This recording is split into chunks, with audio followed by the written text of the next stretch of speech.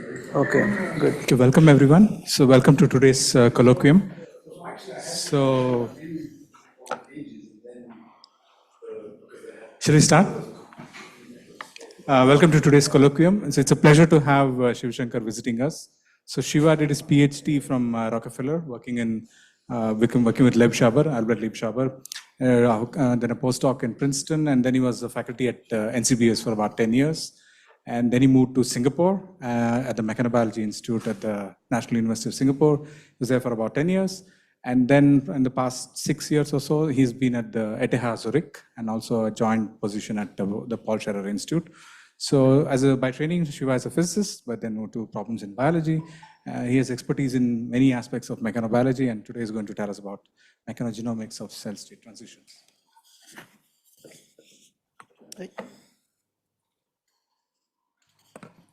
Great.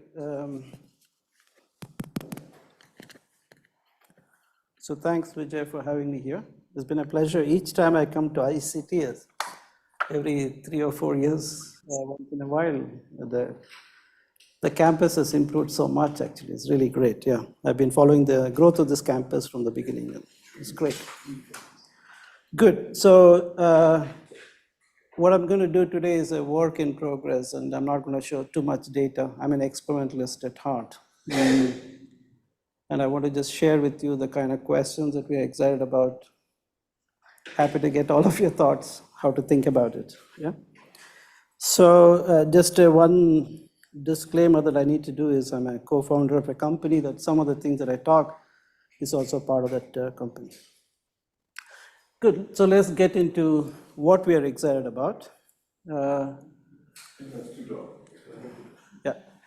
As all of us know, we all start as stem cells and become different cell types in the body, but it's the same DNA that we have.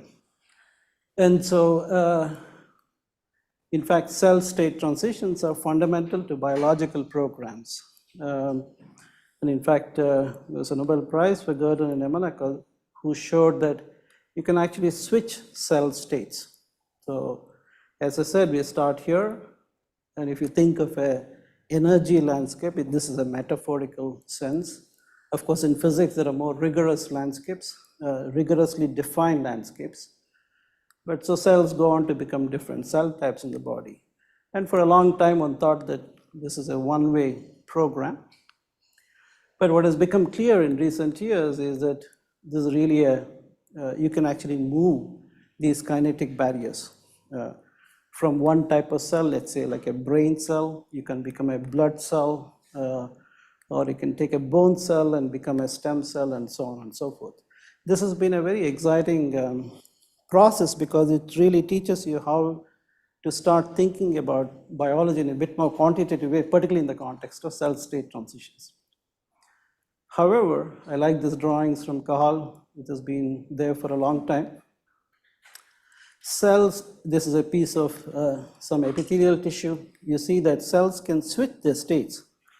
Even before 100 years ago, he could realize that a cell has changed its state, right? But to do this, as these people showed, where you had to put exogenous factors like genes into cells to change them, in our body, cells actually switch on their own. They can become one trans-differentiate, they can become a disease cell, and so on and so forth. The question is then, how do cells switch through these kinetic barriers? Maybe we need to understand something more that the cells sit in, particularly the microenvironment, and maybe that microenvironment and cell interactions, if you understand it better, maybe we can control it, engineer it. And that's what I'm going to show you a little bit of some of these ideas. So if you think of this interaction, this is a piece of tissue. Cells are sitting everywhere, as you see here. And as I said, these cells interact with the microenvironment. And for a long time, one thought that these interactions are only through chemicals, biochemical interactions. But in the last 10, 20 years or more, we now know that there's a physical interaction as well. Cells in the environment are susceptible to local forces, mechanical forces. And these two combined results in cells. This is a typical cartoon of a biological cell. I've modified that in this cartoon form. That the biological cell has sensors on the membrane, so that these sensors can actually detect a combination of these forces and signals, and they interpret this and relay that signal to the interior of the cell. When they relay that, for the last many years, we now have a fairly good understanding of the viscoelastic organization of many of the filaments that exist in the cytoplasmic region. And so the signals that are sensed are relayed through chemistry, but also through this viscoelastic medium. And so this gives you different time scales. So you think it's relayed to the nuclear membrane? To the nuclear membrane and to the chromatin, right? And now you have inside the cell, there's a nucleus, and the nuclear membrane again has sensors and the pores, so that the pores can transfer the soluble chemistry, but also these receptors can transfer mechanics, right? And now inside the nucleus is the DNA. As I said, all of us have billions of cells, is the same DNA, but the way it's folded up within the cell nucleus is very different. For example, if I look at the packing of our DNA in brain cells, it's a little probabilistic packing is very different from if I look at the same DNA packed in a bone cell, right? That gives you specificity to make different cells. So now as a consequence of all this information transfer, then there are specific regions which are genes, interact with a very new set of ideas that are developed in the field, which is this condensates of all kinds. And so you have condensates that are sitting, that interact with these chemistry, interact with the genes and produce an outcome, which is production of proteins, right? So we have laid out some of the basic tenets of how these things are organized. That means that based on this structure, cells respond very differently to different factors that they see. And the reason that they respond very differently is because, as I call this, there are two spaces in the cell. One space is this architecture, physical space, and the other space is a very complex, high-dimensional biochemical network space. Some of these two has to interact with each other. And what we're shown and what the field has shown is there's a very nice optimization that has happened in balancing this architecture and chemistry. Yeah. Does the lipid condenses also interact with and also respond to the mechanical stresses? Yeah, very much actually. Yeah, that's true. What's been optimized for it? So the packing of the DNA, the physical space, as I said, the DNA is packed differently in different tissues. This packing now has been optimized for a appropriate biochemical network space, because if I want to have a brain cell, it has a different set of proteins that are needed to make a brain cell, whereas a bone cell needs a different set of proteins. So there's an optimization between this biochemical space and the physical organization of genomes. So is it way to think about it that in the brain, that red coil might be the center? That's true. Yeah, that's true. Yeah.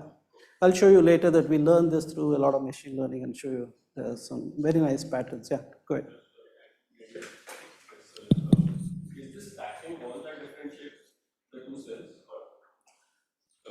The packing is plays a fundamental role in differentiating one cell type or the other cell type, because the packing then dictates which genes are together to be expressed in a given cell type versus which of the genes are not to be together for expression. As I said, when you pack things come close, and with respect to this machinery that is needed to copy the DNA, you have optimized this packing arrangement, as I mentioned, right? So, I see. Good, so please stop me, and I'm going to say very basic things today. I mean, that's what we know, I know as well. So if that is true, then we should be thinking of more in a physical framework, that if packing has such a major role, then by changing the geometry of a cell, I should be able to change the packing, because ultimately the packing is dictated by this viscoelastic cytoskeletal filaments and many signals, right? So we want to test this. Is that really true? So we did a simple experiment that we took the same cell, and there are methods to change the shape of the cell. So we made a whole library of shapes for the cell to take, right? And this is a shape which is some abstract shape, a elliptical, like a rectangular, very stretched, very relaxed. It's the same cell. What you see now very clearly is that the viscoelastic cytoskeletal filaments are organized very differently. The green color is the actin filaments, very different in the two states. And then now we have worked out over the years what all things change because you have changed the geometry of cells. And ultimately you get different programs of expression just by changing the shapes of cells, right?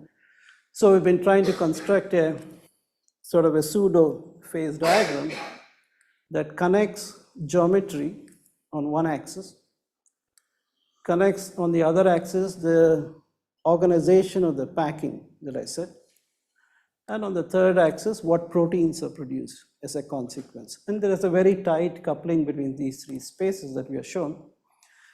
And that already suggests that in a tissue now, in the microenvironment, when cells experience mechanical and chemical signal, they change their geometry. The changes in geometry then influences the programs of that cell, right? That's a critical step that happens. So you take some cell which has some, let's say, chromosome structure and so on, and you change the shape, and you're seeing the geometry changes and the expression also changes in a unique way. Or in a unique way, is it? yeah. Okay. Very unique way, yeah. Right? So that was surprising because all you've done is you've taken this, it's very generic principle, you can do it with any cells that you like. Take a cell, change the shape or the geometry of the cell, you can now precisely find out the input-output link. Output is the expression, input is your geometry, right? So, and that is tightly controlled by how the geometry changes this packing of the DNA. And what are the time scales over which this changed? So these are steady state experiments, but we can also do it in time. These are you just let the cells take that shape, wait for a couple of hours so that they've taken the shape properly, and ask what has happened in terms of. So you have a small number of labeled reporter genes. No, we do the entire genome map. RNA-seq. We do RNA-seq, yeah. Complete RNA-seq, yeah, right? If you did the thought experiment and took the whole nucleus from one cell and replaced it with another cell, is it thought that that would be enough to to induce the cell to become a different? Yeah, that's why Gurdon won the Gurdon won the Nobel Prize just for that nuclear transfer experiment. He took nuclei from, let's say, one space, put in the other environment, and the nucleus started behaving like the other environment because shapes. At that time, we didn't know what changed the cell. Change the cell, yeah. And also the shape also changes? Shape also changes and adapts to whatever microenvironment that you are sitting in now, right? So, good. So what all this? Sorry, yeah.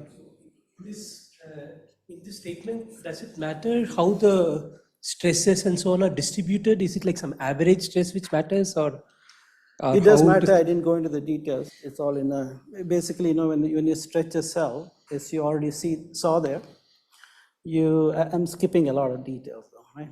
You initiate very stiff focal adhesions which trigger actin to form bundles, right? That's what has happened here. Whereas when you have an isotropic environment, the stress is the same everywhere. So you don't have a localized, increase in local stresses, right? And then that results into really uniform distribution of your actin fibers and so on, right? But is it possible to kind of, change half of the nucleus to something and other half to something else? You can also do such people, we and others have done that, you can half the cell sees something, half the cell sees some other environment, and ask what kind of behavior that you can get and so on, yeah. Okay. Good, all of them are good questions, yeah. So all that I've said so far is, I think an important step is that if I take a cell now in our tissue, it's the same cells, but because some of them are attached well, some of them are not attached well, and so on, they take different geometries. And this state of cells dictates what proteins are produced. So if you now stimulate them with some microenvironmental signal, you see here that this produced a protein much more than the neighboring cells, all the same cells. Right? It's just that the production of that protein is higher depending on the state of the cell. Right? So this led us to believe that maybe cells care for the microenvironment. And now if we engineer the microenvironment, we should be able to convert one cell to the other. There's no reason we can't convert just because you see it here. Now this cell produces more, this cell no, then can we switch cell states, right? And that's what I'm going to talk to you today. Yeah. So, naively, it looks like that there are like many possibilities of doing this. Do all these cells mean something? Many of them just maybe sort of garbage cells in some sense. So the other way of phrasing what you asked is, we have like billions of cells in our body, right? But the number of cell types we have is very finite number. Yeah. It's about few hundreds, depending on how you count them.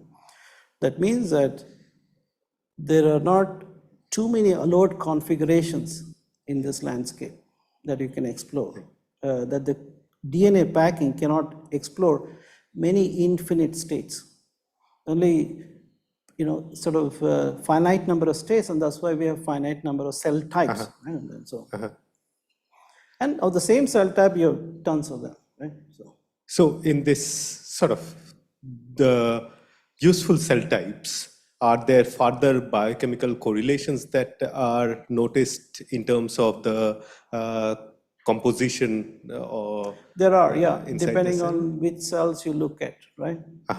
So let's say tissue microenvironment is like it's a collective behavior that happens because there are many different cell types. They interact with each other, and they define these local rules depending on the type of cells and so on, right? But I'll come to that in a little.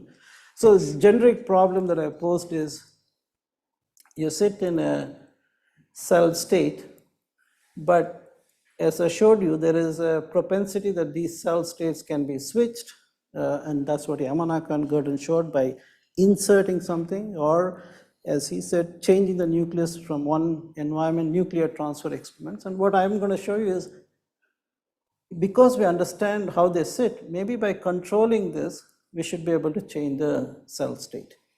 And there's an important idea, which is, as all of you know, our cells have to have memory, because if I made skin cells, they have to be skin cells until we die. You don't want them to be other cell types. So that means that they contain memory.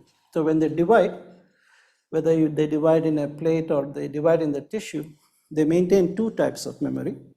One is this, what genes they were producing, what proteins they were producing, they should produce the same when they divide, right?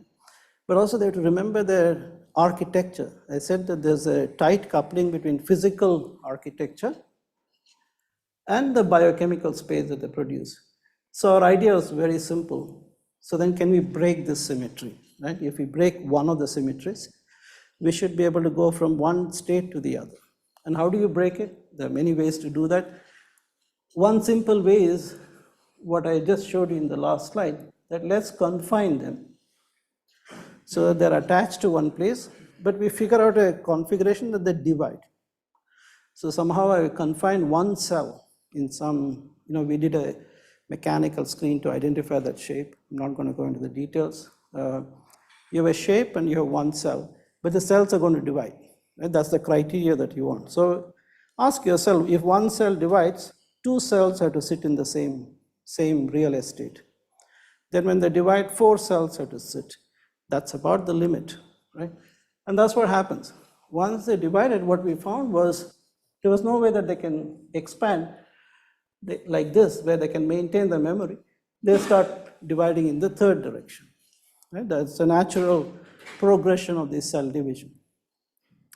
And the idea was that since we broke the symmetry, is it possible to go from here to here, cross the barrier, right? And I think that there's a fundamental transition that happens in our body to go from here to the disease states as well. So if you understand what those regimes are, we should be able to understand how diseases start at a single cell. Yeah, go ahead.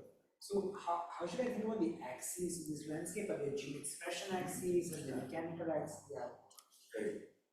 The problem with this x-axis has been a difficult thing in any energy landscape. And here the way I want to think about is, I can think about it from a mechanics. I can think about it from protein expression space. It's a function of time, right? There's a barrier crossing, right? So we were not unrealistic in making this simple hypothesis because we started with one cell, just let them divide, right? Keep dividing for a few generations. And what we found was that invariably these cells starts dividing more and more and becomes a ball of cells, right? And when we recorded the whole genome sequencing map of these things, and what we found was something very interesting, that this cell that started out was a mesenchymal cell, one type of cell. It lost all its memory as they start dividing. But as they grew dividing, they turned on all the stem-like genes. It's as though that the cell has become a stem cell, right? Starting from one very good cell type, which is called a somatic cell, you generated a stem cell. And you don't want this in our body all the time because There's no morphogens or anything, just from the dividing population. just from the dividing population. But initially it's adhering to the Initially it's substrate, yeah. and then it's no longer adhering. when it No goes longer on. adhering, yeah. So the mechanical aspects are changing. Are changing, yeah. That's the critical thing, that you're changing the mechanical aspects, right? And so, this is not good in a body if this happens all the time, because if I just push or pull, I don't want this cell to change into a brain cell, and that's sort of, no. Might be, we can try, we can try. So, there is a very nice concept that if I want to change something, I need to erase memory. This is in any physical system, any biological system. And here what it turns out is that in order to change the state, you need to go through many divisions.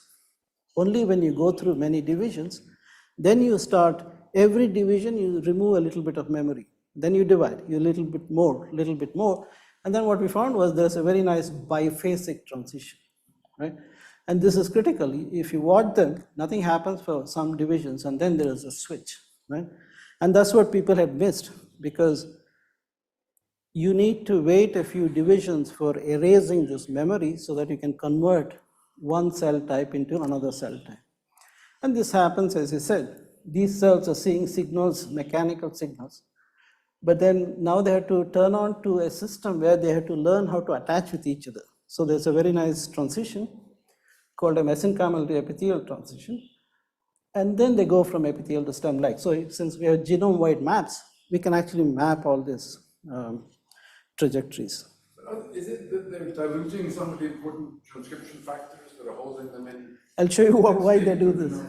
I'll show you why they do it, yeah. So we spent quite a bit of time in thinking about this, because this seems like a very important transition that cells have. So one idea, there are two ways that this changes. One is, of course, biochemistry is changing, because somehow the first cell is interpreting where they're attached, and we now identify some of the critical pathways that are needed to be activated. And the interesting thing was that some of these, what I call transcription factors, which are there in our cells, but they're not activated. Somehow this mechanics is activating them, and the targets that these are targeting are all the stem cell genes. It's just that this is shut off, and that's why you can't express the stem-like genes, but somehow mechanics activates them, and we have some idea of who is doing that. and you produce a whole highly efficient factories like this. Right? And now if you just shut this off, we can now show that you can't make them as efficiently. So now we have some ideas of the flow of information. The other is these things also are changing the packing of the DNA, as I said. So if we watch the physical space, these are pseudo diffusion trees. You start from some point, you start crossing the barrier, but it's a inflection point that you can also get stuck. That means that there are local metastable states that you can get stuck. And now we know how to convert these local metastable states into crossing the barrier. And there's an important checkpoint, which we call a mechanical checkpoint, that as the cell made this 4 cells division, they seem to lay out an additional mechanical layer, which is, if you look from the bottom, you see here, the green color is the actin. This is like a squeezing device. Somehow the cells learn how to make this fence, and that's critical, the checkpoint is critical. Once they make this fence, they squeeze all the cells inside, and that squeezing results in changes in the chromosome DNA packing that we can actually map very well with very high resolution techniques. And then they produce this initiation of progression of the stem states. So we think that this kind of a mechanically driven microenvironmental constraint can induce a fundamental cell state transition, which I showed. That means that this could be very valuable, right? I could then think of, let's say, we all age, which is inevitable. Can I take a age cell and then do the same gymnastic of taking them into a stem-like state and put them back? Do they come back as age cells or do they come back as some other cells? And what we see is a very interesting regime that if you take old cells from your body and start reprogramming them like this mechanical confined growth, you can go into a stem-like state, and then we put signals on them so that they can go back to the same state, right? You took some cells which are seeing some signal in the body. I gave them this hypothetical constraint that I described, and they become stem-like, and I put back the signal. And what we found was a very interesting transition, that you started with this is a PCA plot of the whole genome-wide expression. You were in this space, you went in the protein production space, or RNA-seq space, you went here, and then we gave the signal, you came back here, and we just compare the two, before and after, and ask, is there a difference between them or they're the same? Because they... Is it both directions signals are mechanical? Yeah, that's true. Yeah, go ahead. I mean, mechano-chemical, because cells are seeing this mechanics, which is the stiffness of this, and the signal, which is the collagen here for these cells.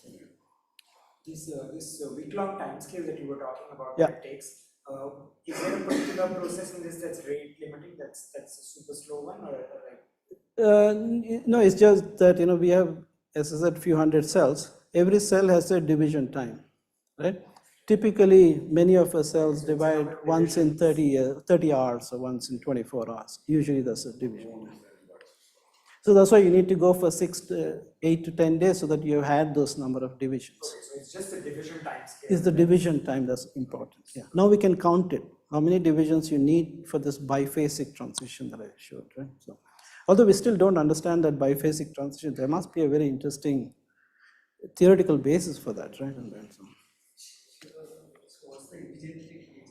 Yeah, that's what I was just gonna. So, why did we do that experiment? Is, as I said, all of us age. So we decided we take young cells and look at the program in terms of the protein expression. So that acts as a reference point for you. And then we take old fibroblasts. And then what we want to ask is, when we go through this process, do they look like this? Younger looking cells, right? That means when we go like this and come back, these cells that you started out and cells you ended out, were the same or they were a little bit younger, right? Sorry. So genetic aging is the normal like. Normal aging, as I told you when we talked, when I took your, if I were to take your cells when you're at aura, right? Your skin cells, we work with skin cells. And now, they're a little different because. There's just a lot of cell divisions. Yeah, there's a lot of cell divisions, right? Because you're growing. In vivo cells don't divide that much, but there's still a few number of divisions. So cells have become old, right? I mean, as we age, all our cells become older and they become defective. It's like an old car, defective car. And our question is, can we take a defective car and do this reprogram and come back? Can you get a new car, right? That's all we're trying to say. And we can get a new car. But yeah, go ahead, there's a question. Yeah, on the same note actually, how do you identify what an old cell, like an old red blood cell compared to a new red blood cell? Yeah, so there are many ways to identify. These are connective tissue cells. Basically, you can identify by the kind of proteins they produce, because as cells age, they start expressing what are called senescent associated proteins. Or you can also clock them by, on the DNA, there are very specific chemical modifications that happen as we age. So you can actually use that as a reference point of how much cells have aged. And so there are many ways to characterize.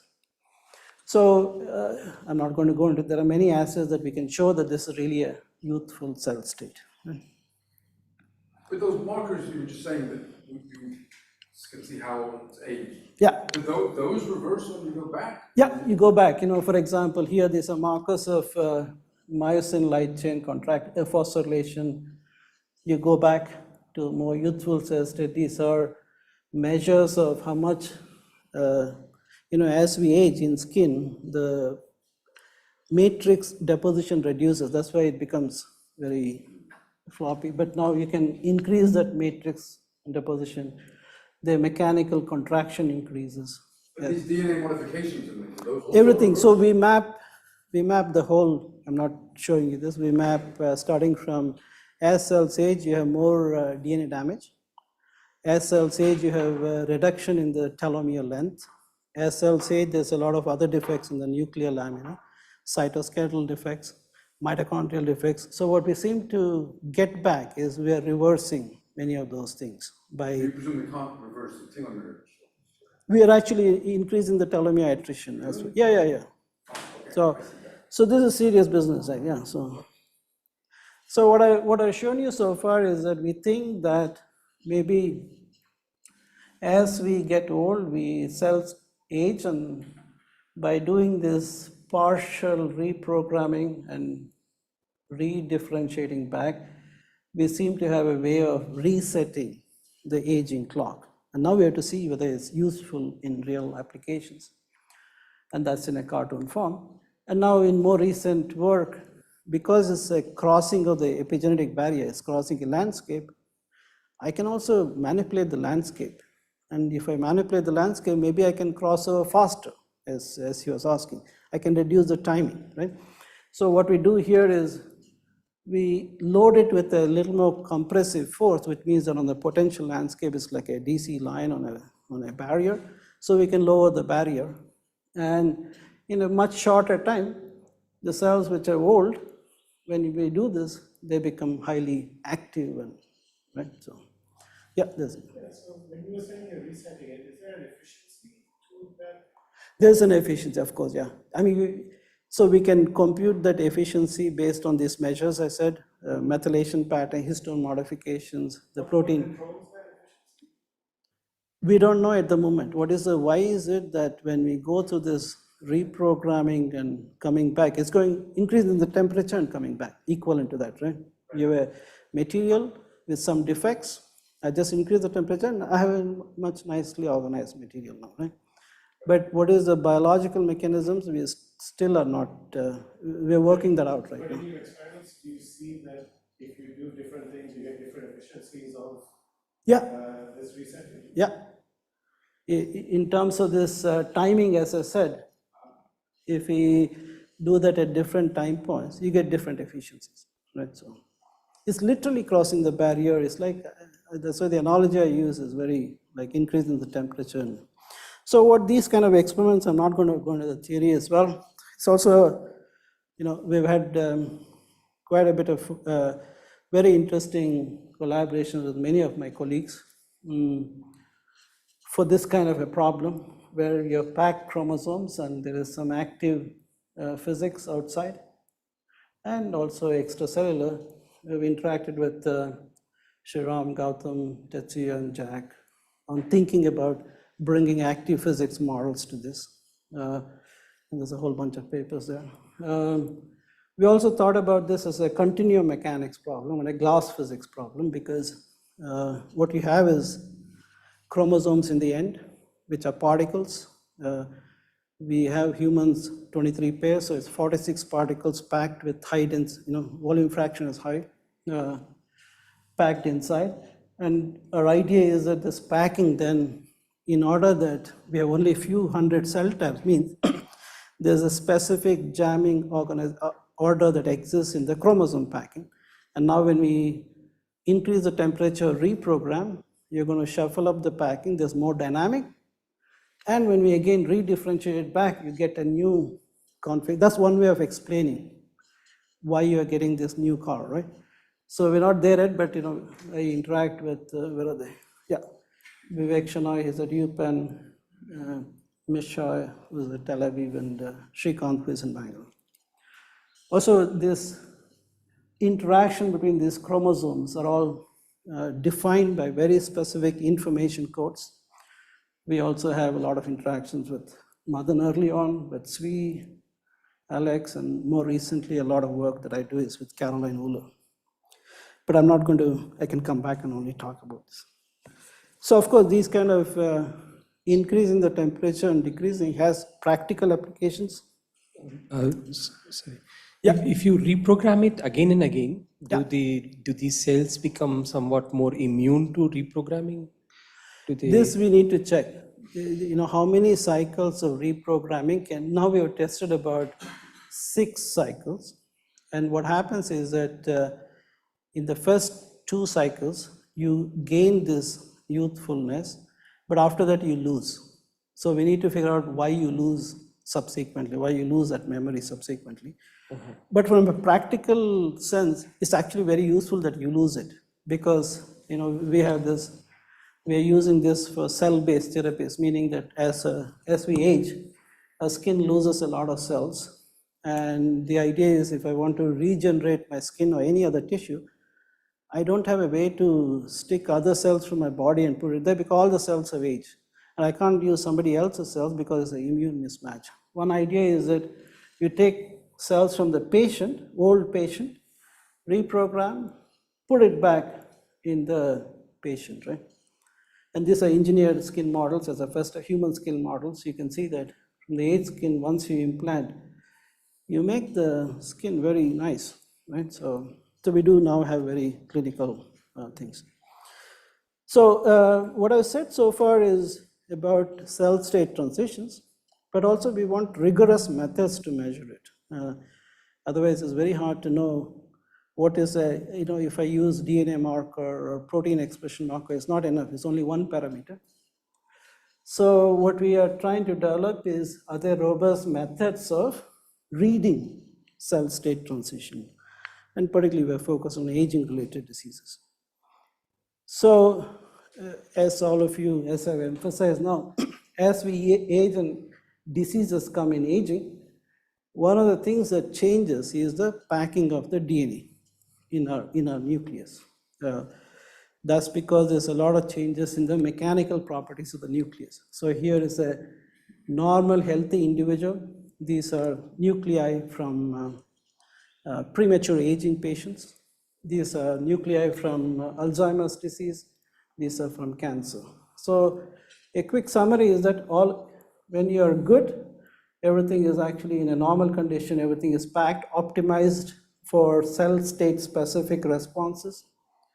But as we age, the packing patterns change, and now we have a very good idea of how much this packing changes as cells age. Question is whether can we use these changes that happen as a readout of cell state transitions, cell states and their transition. There I've become very fond many years ago with the advent of this, although nobody understands the black box, but still it's useful. that you can have represent, any information as deep neural networks, and you can learn hierarchical futures. And this has been the foundations of machine learning techniques. These are for faces.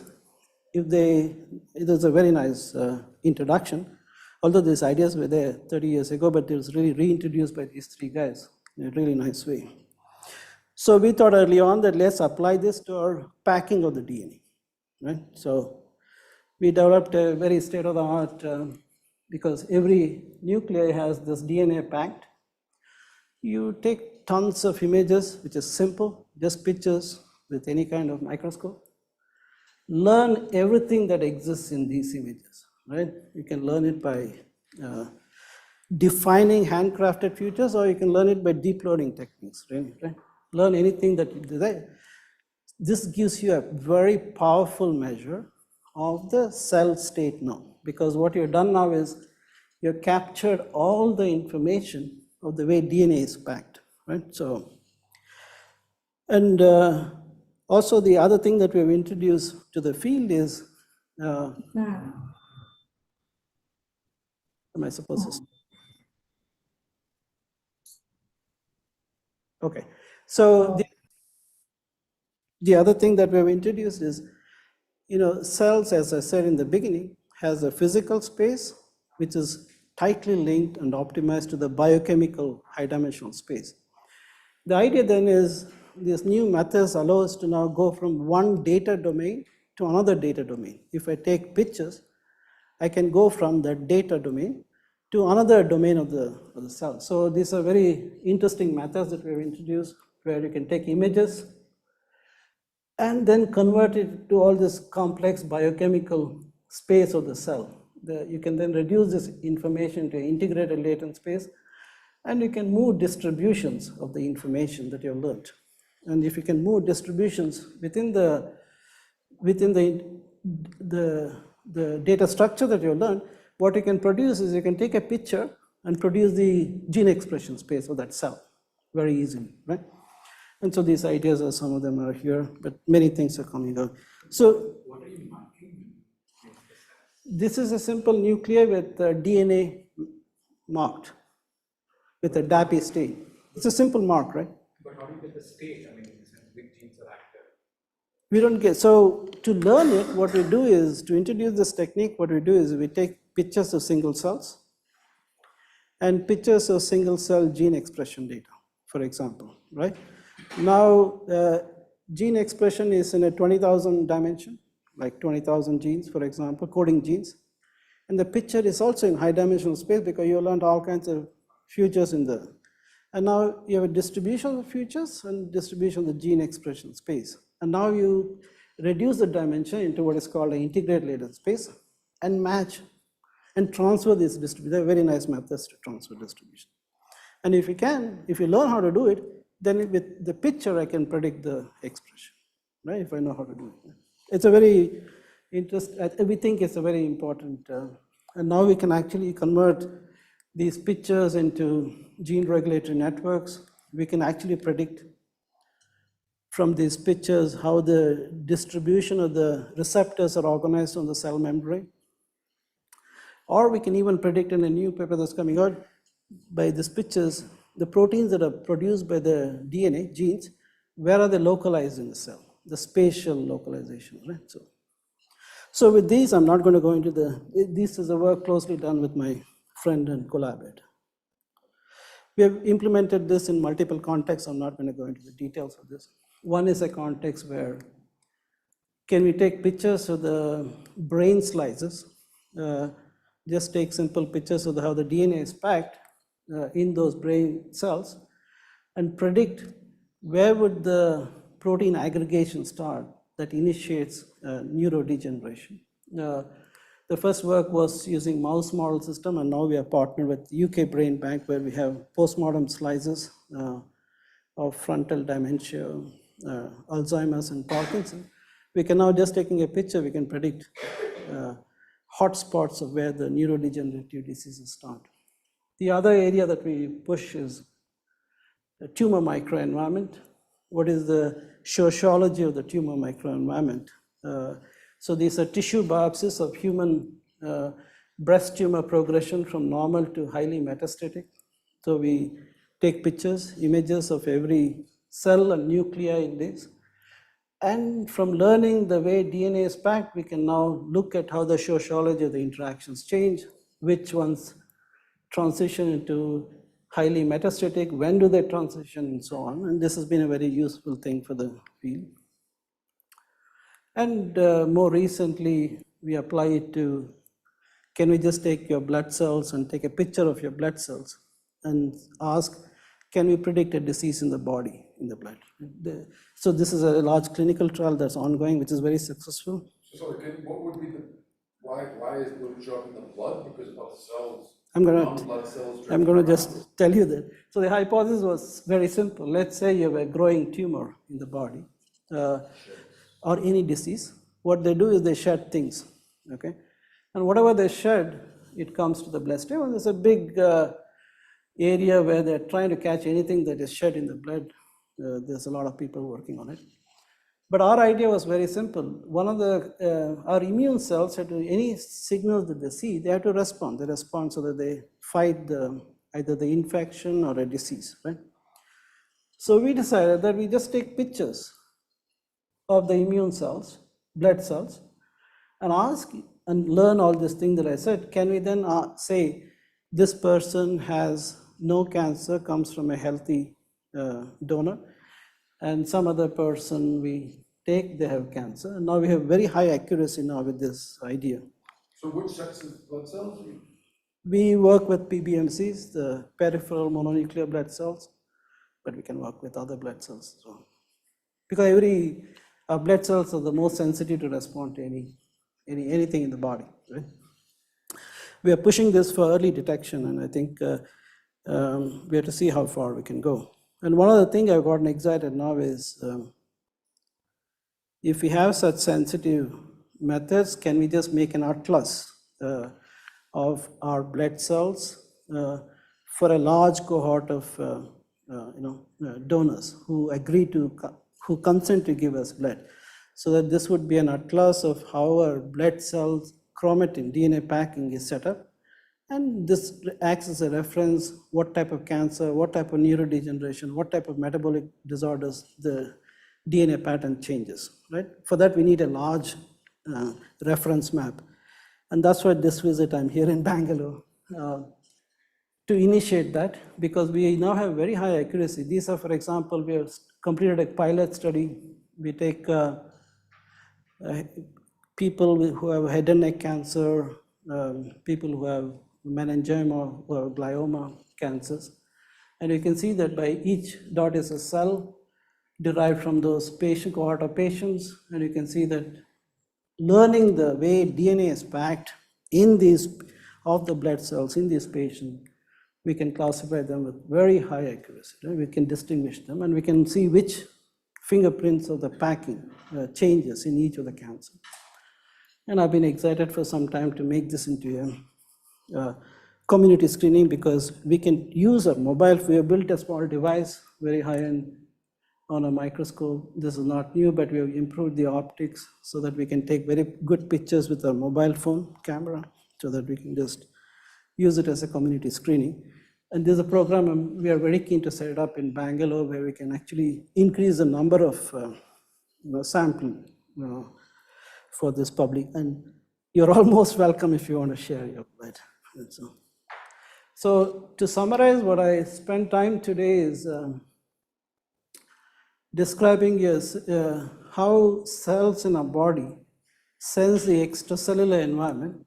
And there's so much information there that could be used to define a cell state response, or modulations in them can induce cell state transitions, right? That's what I described. And the area that we are focused on quite a bit is cellular aging, or aging in general. How does this pattern, so the DNA change in aging? Learn it properly, and can we find these roots of reprogramming to put it back?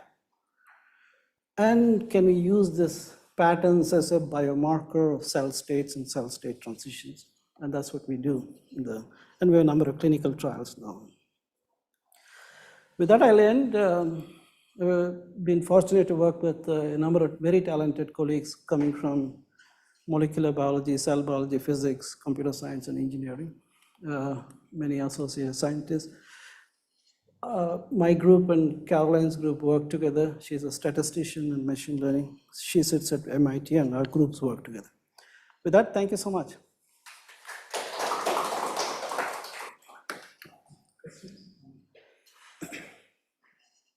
Could you say a bit more about the efficiency question? Because I guess some of the biochemical ways of reprogramming the cells, they're extremely inefficient, right? They get 1 in 10 to the 4 or something like that. But can you get more efficiency? So that was also other surprise, right? When you add Yamanaka factor, the efficiency was very low in the beginning. It was about 0.01%. And then they were able to put all those genes in one frame, one DNA, and then when they inserted, the efficiency improved. The efficiency is still low there. And here, because it's an engineered substrate and we put the cell with a very finite mechanical state, the efficiency is very high, up to 60%. This is the efficiency, Every dot is one cell has started, and totally what you have done is so many, you can count. The efficiency is very high, and it's a non-genetic method. The other problem with the Yamanaka factor reprogramming, you can also do that, but you insert those cells in our body, they become cancerous. They take on an oncogenic switch because some of the genes are oncogenic that have been introduced.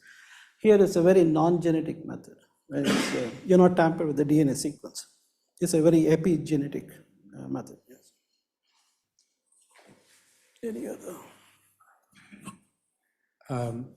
Forgive me for sounding like a crackpot, but do you think that what you're saying in the first part of your talk has anything to say about acupuncture, acupressure, all of these things?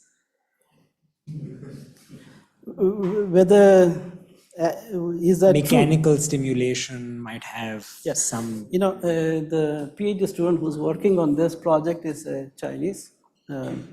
So I told her that she was asking, why should I do this project? I said, in China there's mechanical massaging, which doesn't have a scientific basis, or does indeed improve some regeneration, right? And now is practiced in many places, right? But we don't have a mechanistic insight. I told her, just press this and let's see if they regenerate, and that's what happens. Look, these are old cells sitting in some island. We have clumped them, and they don't move because they're old. The cells have become tired. Right? Now you press it. They're happily moving, and now we have genomic programs and everything, what has changed, right? Just by pressing. So compression is, and actually, as you might know, when you have wounds now, there is now devices made to press so that wound healing is improved, right? But still it's not complete. Here we have an opportunity to, like what I showed you here, we have now shown it for wound healing. We create wounds and ask, can we close the wound better with this reprogram? So we can close it very well. So now we have to do it with we have to be able to do it in human trials, which is hard, right? If you agree, we can just make a wound on you. Good, there's a question. Yeah. We need a lot of approvals for that to try, and these are human-derived organoid models. Okay, so this chromatin packing, it's like 46 kind of globules packed together in some structure, right? And how do you actually image it from the imaging, can you actually find the exact, how do you image to find the exact geometry? So right now there are two things that we are doing. There are a number of labels for each chromosome because the Human Genome Project, the sequence of each of the chromosome, you can label them differently and take pictures. This is called chromosome fish, that's very standard now. But we're also now trying to see if we just had only DNA stain, by using a learning method, can we find the boundaries, and there are methods to do that. And yeah, that's how we learn. We just learn, it's like a picture of a face, we just learn everything that's there in the packing. We take 3D confocal pictures, And then we learn all kinds of things and stitch it apart. There's a lot of image analysis that I didn't go through. Yeah, that's it. But we have put it up on our GitHub so that if anybody wants to use it. So this is a follow-up to some comment you made a few minutes ago. So is there a way to, like use mechanical stimulus to make a cell ontogenic? Like, can Make a cell alter? ontogenic, cancerous or something? Or? Yeah, this I don't know. This is what we are claiming, that if the microenvironment drives cell state transition, as I showed you, this could be the precursor of driving this oncogenic switches. Of course, it's rare. That's why we don't get cancer overnight. Right? So we're not testing it with these learning methods that we have. We take biopsies and see, like, as I showed you in these kind of things. This is a breast tumor. We can see transitions happening, right?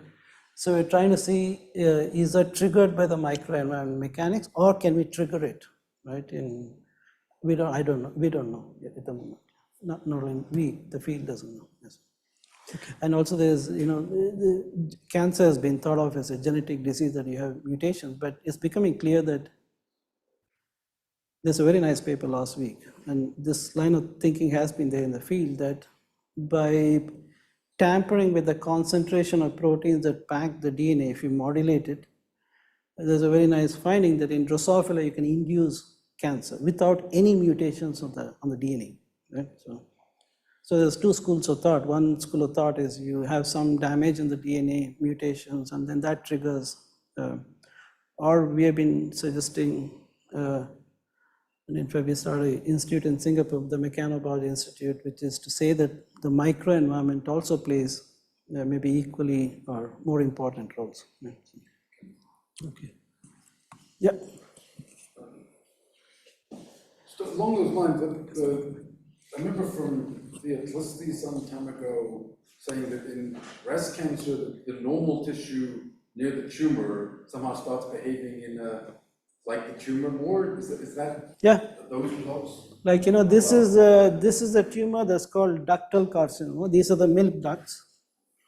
And so the tumor cells start populating there, but before that, there is around the duct, there are cells that stiffen the duct first.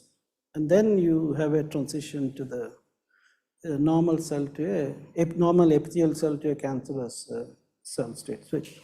So we see something interesting. I'm happy to share this paper on the review, where we see that if you map this entire microenvironment, even in the healthy cell, there are residual cancer cell chromatin states, DNA pack states.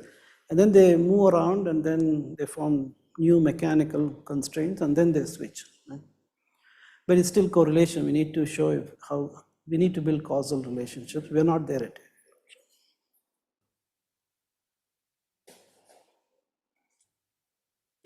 Good. Thank you all. Sorry, I didn't use even a single equation, but yeah, I can show you. Given that this is ICTS.